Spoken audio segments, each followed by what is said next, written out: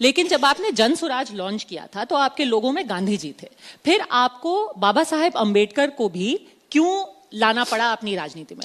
बहुत अच्छा सवाल किया आपने, क्यों लाना पड़ा। लोगों को लगता है कि एक और फोटो लगा दो। अब ये आपको सवाल ये भी पूछना कि सिर्फ 2 ही क्यों है, 3 क्यों नहीं है, तो उसको आप समझिए, 2 मिनट लगेगा आपको। विचारधारा के आधार पर हम लोग की सीधी लड़ाई भाजपा से है। लोग चाहे कुछ भी कहें, विचारधारा के आधार पर जनसुराज की लड़ाई भाजपा से है।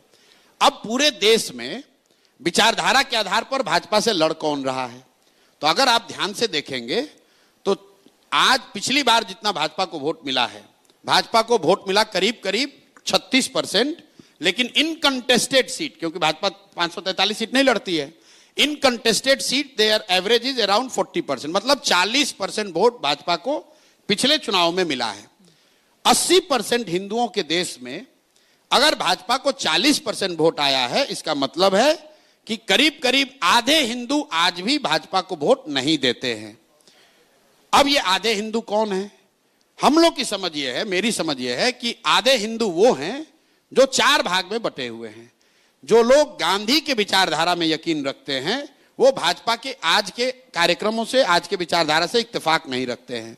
जो बाबा साहब के विचारधारा के मानने वाले लोग हैं वो भी भाजपा के साथ नहीं चलना चाहते हैं। जो कम्युनिस्ट विचारधारा के मानने वाले लोग हैं वो भी भाजपा के साथ नहीं हैं, चाहे किसी जाति के हों।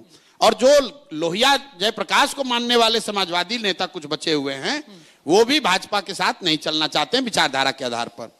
तो हम लोग का जो राजनीतिक सामाजिक फॉर्मूला है कि अगर इन 4 विचारधारा के मानने वाले लोग मुसलमानों के साथ और अन्य माइनॉरिटीज के साथ सामाजिक राजनीतिक गठजोड़ बना लें तो वो डिनोमिनेटर बढ़ के हो जाएगा 60%, और वही तरीका है भाजपा को हराने का या उनसे लड़ने का। अब आप कहिएगा कि जब 4 है तो उसमें हमने 2 ही क्यों इस्तेमाल किया? क्योंकि कम्युनिस्ट पार्टी यहां एक दल है, तो उनके लेनिन और मार्क्स का तो फोटो हम लगा नहीं सकते हैं। दूसरा बच के समाजवादी लोग, तो समाजवाद के भी 1-2 लोग अभी टुकड़ों में बचे हुए हैं।